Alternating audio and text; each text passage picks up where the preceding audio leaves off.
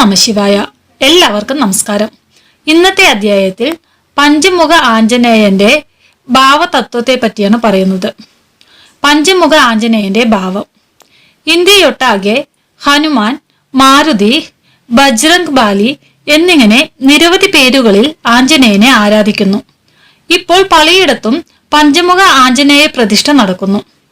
ഈ പഞ്ചമുഖത്തിന്റെ തത്വം എന്താണെന്നോ പഞ്ചമുഖ ആഞ്ജനേയന്റെ ഉദ്ഭവം എന്താണെന്നും നമുക്ക് മനസ്സിലാക്കാം. രാമായണത്തിൽ പറയുന്ന ഒരു ശാഖാ കഥയിൽ നിന്നാണ് പഞ്ചമുഖ ആഞ്ജനേയന്റെ ഉദ്ഭവം.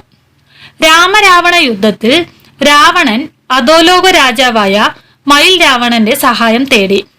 രാവണൻ മയിൽ മാന്ത്രിക വിദ്യയിൽ പ്രാവീണ്യമുള്ളവനായിരുന്നു. ഇതറിഞ്ഞ വിഭീഷണൻ ഹനുമാനോട് എന്താണ് സംഭവിച്ചതെന്ന് പറയുകയും രാമൻ ലക്ഷ്മണനെ സംരക്ഷിക്കണമെന്ന് പറയുകയും ചെയ്തു.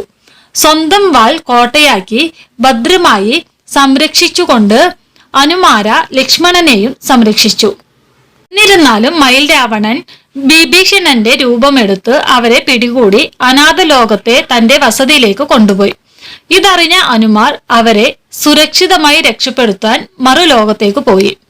അവിടെ ജ്വലിക്കുന്ന 5 വിളക്കുകൾ അണച്ചാൽ മയിൽ രാവണൻ മരിക്കുമെന്ന് അവിടെ ചെന്ന ശേഷമാണ് മനസ്സിലായത്.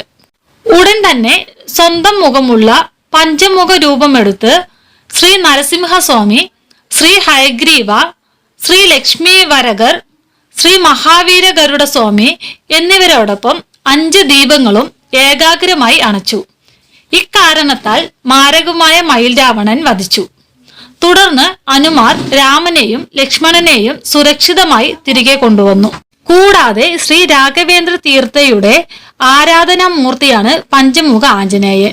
പഞ്ചമുഖ ആഞ്ജനേയനെ ധ്യാനിച്ച സ്ഥലത്തെ പഞ്ചമുഖി എന്ന് വിളിക്കുന്നു. അവിടെ പഞ്ചമുഖ ആഞ്ജനേയനു വേണ്ടി ഒരു ക്ഷേത്രം പണിതിട്ടുണ്ട്.